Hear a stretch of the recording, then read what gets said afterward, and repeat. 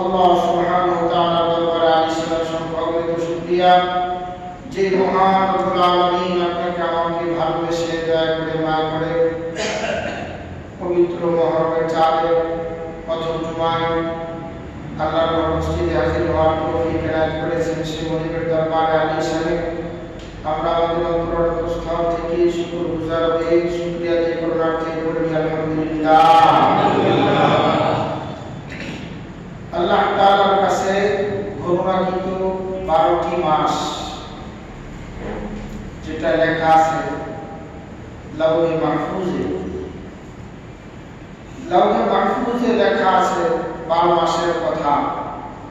আল্লাহ তাআলার কাছে পছন্দনীয় 12 মাসের মধ্যে আরো পছন্দের মাস হলো 4টি, যে 4 মাস আল্লাহর পছন্দের মাস। 12 মাস গুণার মাস, 12 মাসের মধ্যে 4 মাস আল্লাহর পছন্দের প্রিয় মাস। আল্লাহ তাআলা কোরআনে হাকিমের ভিতরে এই তথ্যটা জানিয়ে দিলেন। ইন্না ইদ্দাতাশ শুহুরি ইনদাল্লাহি 12 শাহরান ফি কিতাবিল্লাহ ইয়াওমা খালাকাস সামাওয়াতি ওয়াল আরদ মিনহা আরবা'তুন হুরুম। দুনিয়ার মানুষ, পৃথিবীর মানুষগুলি গণনা করে দুইভাবে, একটা হলো চন্দ্র বৎসর আর একটা হলো সূর্য বৎসর। সূর্যের গণনা, চন্দ্রের গণনা, দুই ধারার গণনা। এই যে গণনাটা শুরু হয়েছে এটা কোথেকে আসে? চন্দ্র বৎসর, সূর্য বৎসর। সূর্য বৎসর গণনা শুরু হয়েছে পারস্যের সম্রাট, এটাকে শুরু করেছিলেন রোম আর পারস্যের সম্রাট, ওনাদের ওই সময়কাল থেকে চন্দ্র বৎসর শুরু হয়েছে। এটাও আরো আগের থেকে, কারণ এই চন্দ্রের বৎসর সাথে আমাদের ইবাদতের অনেক সম্পর্ক আছে।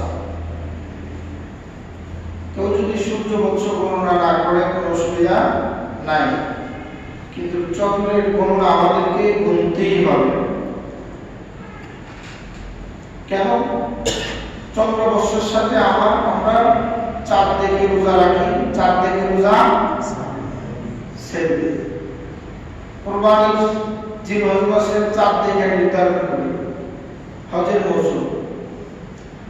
এইভাবে করে বীজের রোজা, এইভাবে করে মুহররমের রোজা। চন্দ্র বৎসরের সাথে আমাদের জীবনের আমলের অনেক কিছু সম্পৃক্ত। সূর্য বৎসর যদি কেউ গণনা না করে অসুবিধা নেই, কিন্তু চন্দ্র বৎসর, যেটাকে হিজরি সন বলা হয়, এখন চলছে আপনার 1436 হিজরি, 1446 হিজরি শুরু হয়েছে। আরবি মাসের প্রথম মাস মুহররম শুরু হয়েছে। এটার অনেকগুলি আলোচনা আছে। সবচেয়ে পছন্দনীয় এবং গ্রান্তিযুক্ত যে আলোচনাটা, এটা হলো খলিফাতুল মুসলিম হযরত ওমর রাদিয়াল্লাহু আনহুর কাছে প্রস্তাবনা আসছে যে বিভিন্ন পর্যায়ে লোকজন যখন আসে তখন ওনারা একটা তারিখ দেন। তো ওনাদের তারিখ হলো খ্রিস্টাব্দ। এই তারিখটা ওনারা পেশ করে ইংরেজি সন। তা আমরা তো কোনো তারিখ দিতে পারতেছি না, তা আমরা এখন থেকে একটা গণনা শুরু করে দিই। তো কোথেকে গণনা করা যায়? এক একজন এক এক বর্ণনা দিয়েছে। খলিফাতুল মুসলিম হযরত ওমর সব বর্ণনা শোনার পরে অনেকে বলছেন যে এটা নবীর জন্ম তারিখে দেওয়া যাবে। কবি বলে না, খ্রিস্টানরা তাদের নবীজির জন্ম তারিখকে তারা বড়দিন বানাইছে। এইভাবে করে অনেক জাতি নবীদের বিবিদের, নবীদের মাদের জন্ম তারিখকে তারা উদযাপনের দিন বানাইছে। কাজে নবীর জন্মদিনটাকে আমি এটা করতে চাই না। তাহলে কি করা যায়? তাহলে মৃত্যুবার্ষিকী দেওয়া যায়, এটা দেওয়া যায়, সেটা দেওয়া, অনেক কিছু কথাবার্তার পরে লাস্ট সিদ্ধান্ত হয়েছে হিজরি সন। এটা কিভাবে হয়েছে? নবী আলাইহিস সালাম হিজরত করেছেন, হিজরতের দিন থেকে হিজরি সন শুরু হয়েছে, যেটা আমি এই বছরের মহরম মাস প্রথম। এগুলোর লম্বা ইতিহাস। তো যেহেতু আমলি কিছু বিষয় এই মাসের সাথে সম্পৃক্ত, এজন্য আমাদেরকে এটা জানতে হবে, বুঝতে হবে, মানতে হবে, আমল করতে হবে। তাহলে আমরা জানি যে মহরম মাস, এই মাসের নবী আলাইহিস সালাম ইবাদতের ব্যাপারে কি বলেছেন? মহরম মাসে রোজা রাখার কথা বলা হয়েছে। একটা একাধিক হাদিসে এসেছে, নবীজি বলেন যারা মহরম মাসে রোজা রাখবে আল্লাহ তাআলা তাদের পিছনের সগীরা গুনাহকে ক্ষমা করে দিবেন। নবীজি মদিনায় আসার পরে দেখলেন ইহুদিরা খ্রিস্টানেরা রোজা রাখে। আল্লাহ হাবিব বললেন যে ইহুদি খ্রিস্টানেরা রোজা রাখে, যেহেতু তারা মহরম মাসে রোজা রাখে, তাদের একটা কারণ আছে। মুসা আলাইহিস সালাম এই দিন বিজয় লাভ করেছিলেন। বনি ইসরাইল জাতি মুসা আলাইহিস সালামের ওই সময়কালের অবস্থা যে মুসা আলাইহিস সালাম বিজয় লাভ করেছিলেন।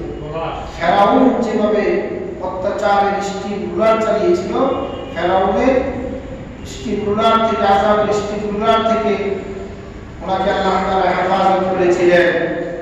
এজন্য ওনারা রোজা রাখেন। আল্লাহর হাবিব রাহমাতাল লিল আলামিন সাহাবায়ে কেরামদের মজলিসে ডেকে বললেন, মুসা আমার ভাই, আমার হক অনেক বেশি, কাজী যেহেতু তারা রোজা রাখে, আমিও মহরম মাসের 10 তারিখ রোজা রাখবো। তবে ইহুদি খ্রিস্টানদের সাথে যাতে করে মিল না হয়, এজন্য হাবিব কিবরিয়া বলেন যে তোমরা রোজা রাখবা বটে, ইহুদি এবং খ্রিস্টানদের সাথে মিল রেখে রোজা রাখবা না। তোমরা 9 তারিখ 10 তারিখ রোজা রাখবা, অথবা 10 তারিখ 11 তারিখ রোজা রাখবা। ইহুদি খ্রিস্টানদের সাথে মিল করে আমল করা যাবে না। আল্লাহর হাবিব এটা শিক্ষা দিয়ে গেলেন। যদি আমাদের মুসলিম কান্ট্রিগুলি অনেক সময় ইহুদি খ্রিস্টানদের সাথে গভীর সম্পর্ক রাখে, ইহুদিরা আমাদের শত্রু, ইহুদিরা আমাদের মঙ্গল কামনা করে না, ইহুদিরা আমাদের কল্যাণ কামনা করে না, ইহুদিরা আমাদের কল্যাণ কামনা করে। এজন্য ইহুদিদের সাথে কোনো সম্পর্ক রাখা যাবে না। আল্লাহর হাবিব জানিয়ে দিলেন, উম্মত আমার, তোমরা যদি রোজা রাখতে চাও, রোজাটা রাখবে 9 তারিখ 10 তারিখ 10 তারিখ অথবা 11 তারিখ।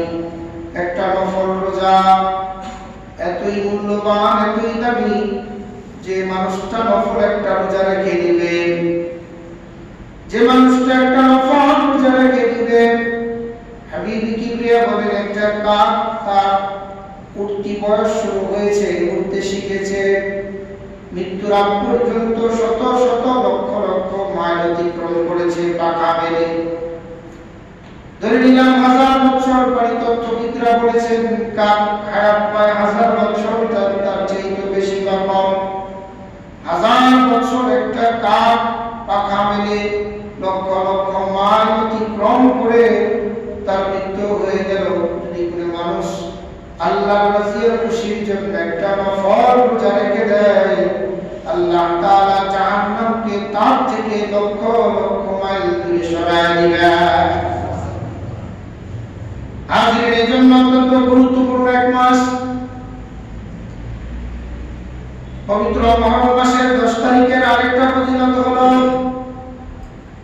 মুসলিম শরীফের মধ্যে আছে, আল্লাহর হাবিব বলেন যারা মহরম মাসের 10 তারিখের নিজের সন্তান সন্ততি পরিবার বর্গের সদস্যদেরকে নিয়ে ভালো খাওয়া দাওয়া করবে, হাবিব কিবরিয়া বলেন তারপরে 12 মাস আল্লাহ বরকত দিয়া দিবেন।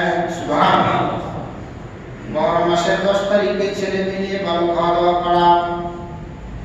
এখন বলবেন যে রোজার কথা বলেন, খাওয়ার কথা বলেন, রোজা রাখবেন, ইফতারের পরে খাওয়া দাওয়া করবেন, উত্তম খাওয়া দাওয়া সন্তানদের মুখে দিবেন। আপনার ফ্যামিলিতে মুহররম মাসের 10 তারিখে যদি ভালো খাওয়া দাওয়া হয় ফ্যামিলির জন্য এটা উত্তম, এটা বরকতের কারণ হয়ে যাবে। আর কিছু কাজ মুহররম মাসের 10 তারিখে করা যাবে না। আলোকসজ্জা করা যাবে না, মোমবাতি জ্বালায়া, বিভিন্ন প্রকারের মোমবাতি জ্বালায়া পাক পাঞ্জাতনের নামে এগুলা পূজা করা যাবে না। হাসান হোসেন শহীদ হয়েছেন, শুহাদায়ে উহুদ, শুহাদায়ে বদর, এগুলা সব গঠিত হয়েছে মুহররম মাসের এই 10 তারিখে।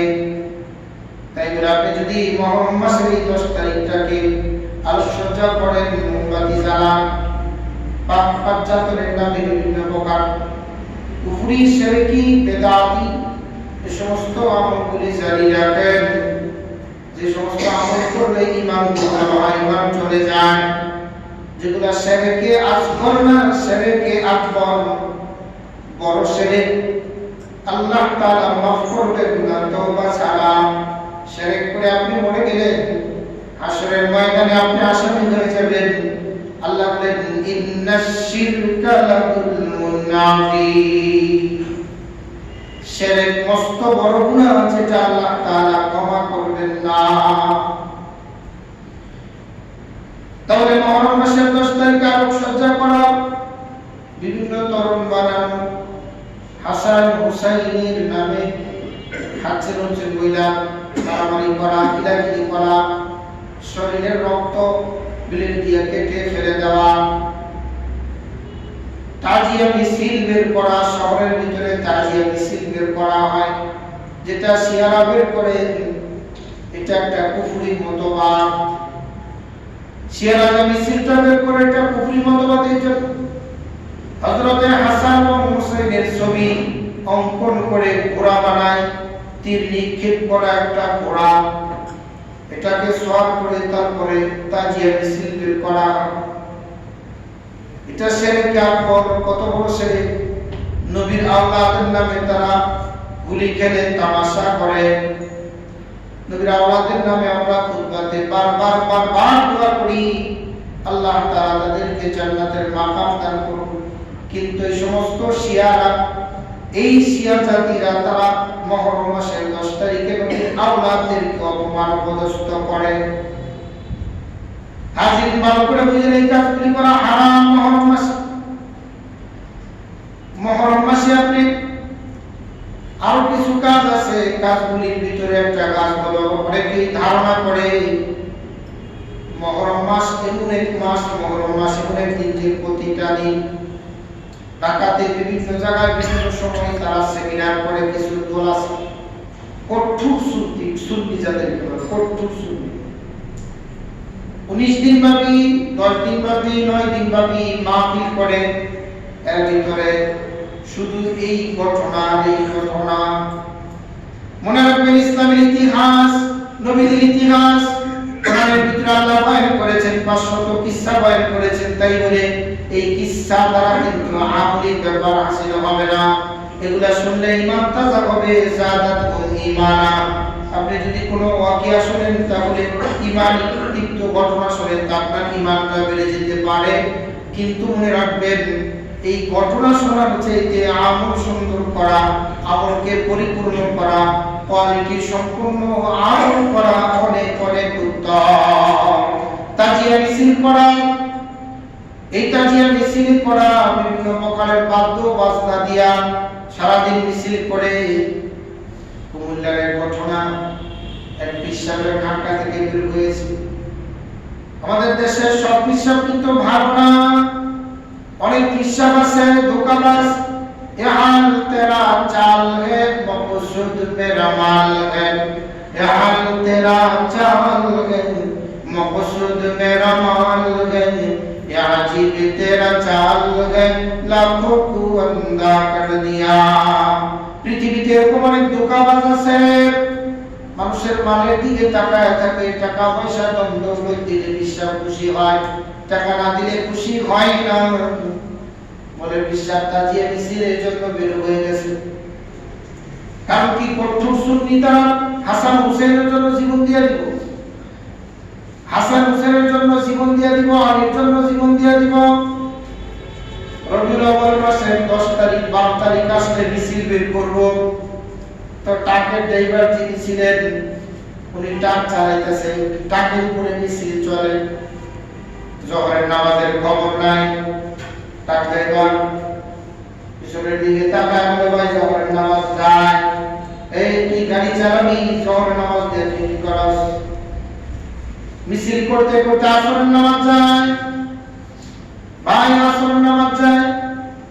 আপনারা নবীর জন্য মিছিল করেন, নবীর আওলাদের জন্য মিছিল করেন, জোহরের খবর নাই, আসরের খবর নাই, মিছিলের রাস্তাঘাট ঢাকা শহর গরম। এটা কি নবীর মহব্বত? এটা কি নবীর আওলাদের মহব্বত? বলেন এটা কি মহব্বত নাকি? ফরজ নামাজের খবর নাই, ফজর যায়, জোহর যায়, আসর যায়, মাগরিব যায়, খবর নাই। তাজিয়া মিছিল রবিউল আউয়ালের 10 তারিখে মিষ্টি খাওয়া দৌড়াদৌড়ি, এর নাম আশিক রাসূল হতে পারে, এটা ধোঁকাবাজি। ঠিক কিনা ধরে বলেন? এই মহরম মাসের 10 তারিখে কিছু ধোঁকাবাজ মুসলমান নামদারি রাস্তায় বের হয়ে যাবে, যেটা শিরকে আকবর, কুফরির কাছাকাছি চলে যান। এই কাজ থেকে আমরা নিজেরা বিরত থাকবো ইনশাআল্লাহ। মহরম মাসের 10 তারিখ রোজা রাখার চেষ্টা করবেন। আগের দিন রাখবেন, 2টা রোজা রাখবেন। মা বোনদেরকে জানিয়ে দিবেন যে তোমরা 2টি রোজা রাখবা। একটা হলো 9 তারিখ 10 তারিখ অথবা 10 তারিখ 11 তারিখ। 17 তারিখ পবিত্র মহরম মাস, 17 তারিখ মহরম মাসের 10 তারিখ। এই সুবাদে কিবার পরে? বুধবার। কিবার পরে? বুধবার পরে, মানে আগামী বুধবার। তো বুধবার দিন রোজা রাখতে গেলে আপনাকে খানা দিতে হবে মঙ্গলবার দিন রজনীতে। তাহলে আপনাকে যদি 2টি রোজা আপনি রাখেন, 9 তারিখ রাখেন, তাহলে সোমবার দিন রজনীতে খাবার খেতে হবে। মা বোনদেরকে জানিয়ে দেব ইনশাআল্লাহ। এটা অত্যন্ত জরুরি বিষয়। আর যদি 10-11 রাখেন তাহলে মঙ্গলবার দিন সেহরি খাবেন, বুধবার দিন সেহরি খাবেন। আল্লাহ তাআলা আমাদেরকে বুঝার তৌফিক দেন। জোরে বলেন আমিন। মহরম মাসের আমলি বিষয়ের ভিতরে নফল ইবাদত করা, কোরআন তেলাওয়াত করা, জিকির আজকার করা, বিভিন্ন জায়গায় মাহফিল হয়, বিভিন্ন মসজিদ কেন্দ্রিক মাহফিল হয়। হ্যাঁ, এখানে মাহফিল করা নাজায়েজ কিছু না, তবে এটাকে জরুরি মনে করা বেদাত। এটাকে জরুরি মনে করা কি ভাই? বেদাত। শরীয়তের মুস্তাহাসান বিষয়, মুস্তাহাব বিষয়কে ফরজের কাছাকাছি প্রাধান্য দেওয়া, এটাকে বেদাত করা। একটু ভালো করে বুঝে নেবেন। যেমন আমাদের দেশে আগে মিলাদ পড়ার একটা চল ছিল না ভাই? মানে গরবারি উদ্বোধন এটা সেটার মধ্যে নবী সালাম আলাইকা দাঁড়ায় মিলাদ করতো না, কথা বল না, জানেন না বিষয়টা? এই বলবেন না, এই দাঁড়ায় মিলাদ পড়াটা এটা জোরাজুরি করার কারণে এবং এটার প্রতি গুরুত্ব আরোপ করার কারণে নামাজ কালামের খবর নাই, কিন্তু দাঁড়ায় মিলাদ করতো। এই কিয়াম করার প্রতি এত পরিমাণে জোরজবরদস্তি করা হয়েছে, এটা করার কারণে উলামায়ে দেওবন্দ, উলামায়ে হক ফতোয়া দিয়েছেন এটা বেদাত। কি ফতোয়া দিয়েছেন ভাই? কেন বেদাত? যেহেতু এটা ছিল মুস্তাহসান। এটা কি ছিল? মুহাব্বতের ব্যাপার। মুহাব্বতের ব্যাপার। কেউ যদি মুহাব্বতে নবীজির সাথে তো দাঁড়ায় কিছুক্ষণ দুরূদ শরীফ পড়লো, তাহলে এটাকে কিছু মনে করা হতো না, মুস্তাহসান। শরীয়তের বিধান ফরজ না, ওয়াজিব না, সুন্নত না, সুন্নতে মুআক্কাদা না, সুন্নতে জায়েদা না, মুস্তাহাব না, মুস্তাহসান। একেবারে ছোট্ট একটা অবস্থা, মুহাব্বতে আমল করা, মুহাব্বতের আমল করা। কিন্তু এটাকে যখন নাকি বলা হয় ফরজ, বলা হয় ওয়াজিব, এইভাবে গুরুত্ব আরোপ করে এটাকে ফরজের কাছাকাছি নেওয়া হয়েছে, তখন ফতোয়া আসছে এটা বেদাত। কি আছে ভাই? বেদাত। এখন এই বিষয়টা এরকম, ওয়াজ মাহফিল করেন, অসুবিধা নেই।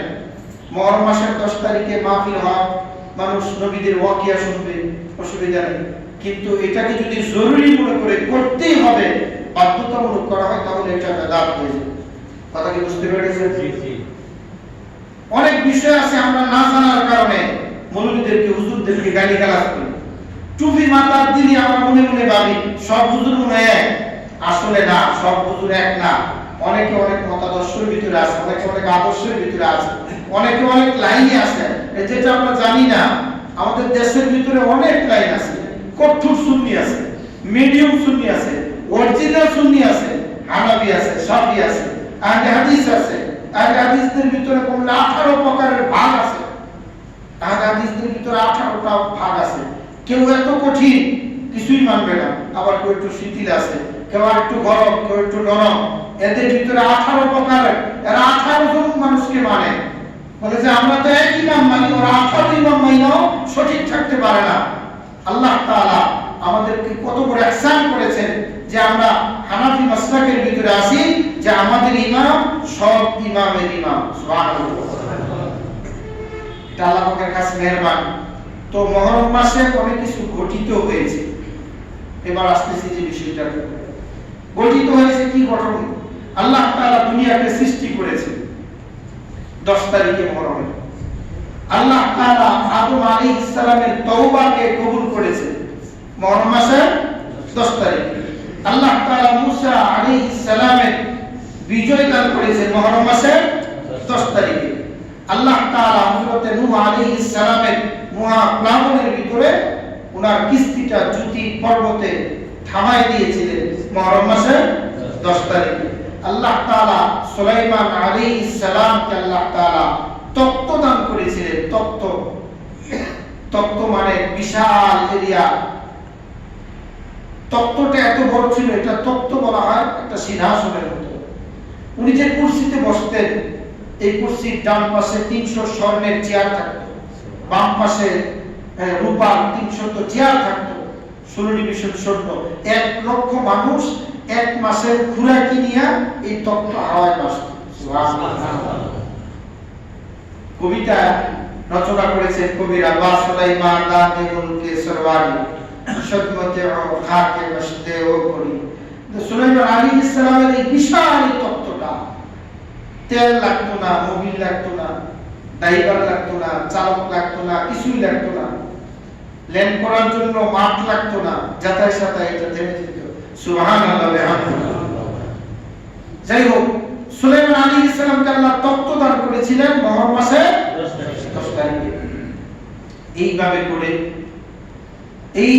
করে আল্লাহ তাআলা পৃথিবীর অনেক অনেক ঘটনা ঘটিয়েছেন, যেটার বর্ণনা দিতে গেলে সময় লাগবে।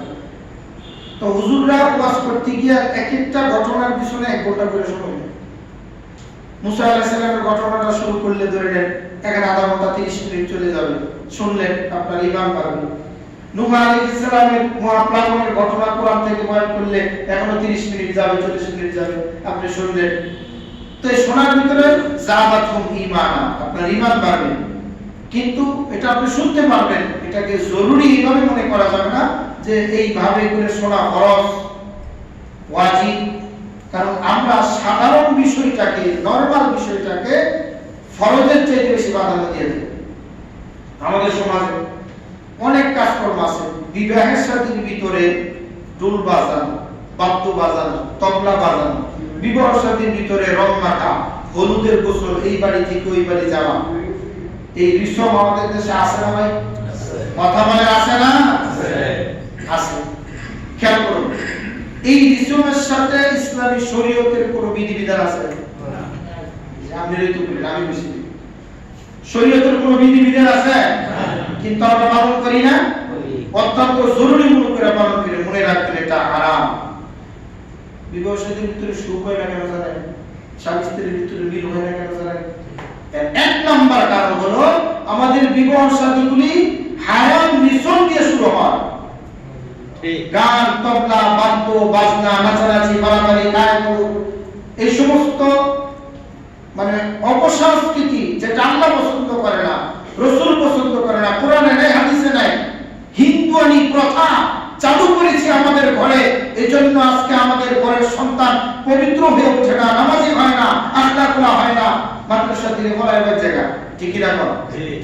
এর কারণ কি? আমার বিবাহটা শুদ্ধ হয় না তো। আমি তো আমার বিবাহটা দুলাখ তল্লার বাধ্য দিয়ে শুরু করেছি, হারাম কাজ দিয়ে শুরু করেছি। সন্তান পবিত্র ঋতু থেকে সকালবেলা বক্তব্য বাচ্চাদেরকে জিজ্ঞাসা করা, কিরে এত লেট কেন? মায় ডাক দিছে না, বাবায় ডাক দিছে না। মা আর বাবা যদি সকাল 8টায় উঠে তারা বক্তব্য বাড়ায়, ফজরের নামাজ কুরবানি দিয়ে দেয়, এই বাচ্চার মুখটা আরবি পড়াশোনা আসবে?